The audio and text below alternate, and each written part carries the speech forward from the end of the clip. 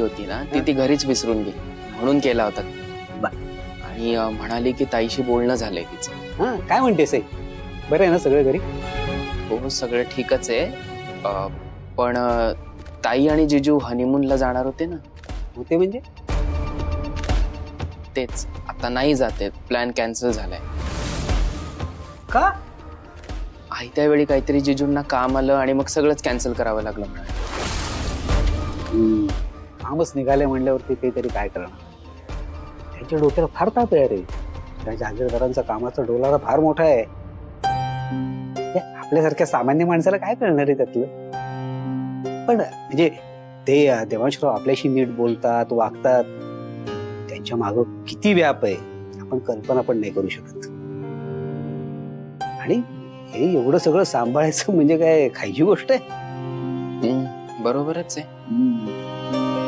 पण अरे लग्नानंतर ताई आणि जिजू असे कुठे एकटे फिरायला गेलेच नाहीत ना.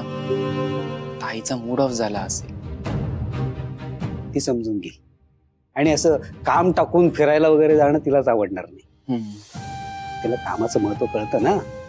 खरंय. आणि फिरायला काय रे, आज न उद्या जातीलच की. आपल्यासाठी महत्वाचं काय आहे तर ते दोघं एकमेकांबरोबर आहेत आणि खुश आहेत. हो ते तर तिच्याकडे बघून कळतच.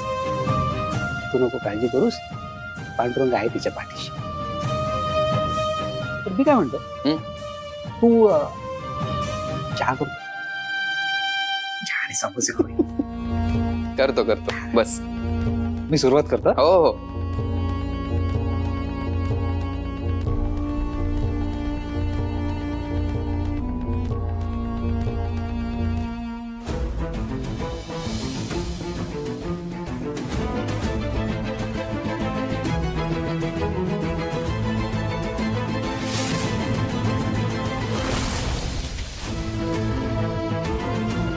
काय करू मी या सईचं?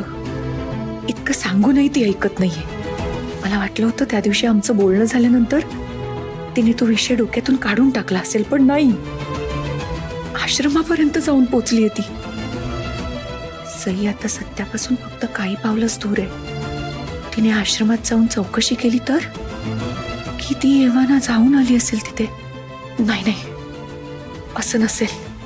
तिला काही कळलं नसेल यातलं. कळलं असतं तर तिच्या बोलण्यातून मला ते जाणवलं असतं. सईला सत्य समजलं तर होत्याचं नव्हतं होऊन बसेल.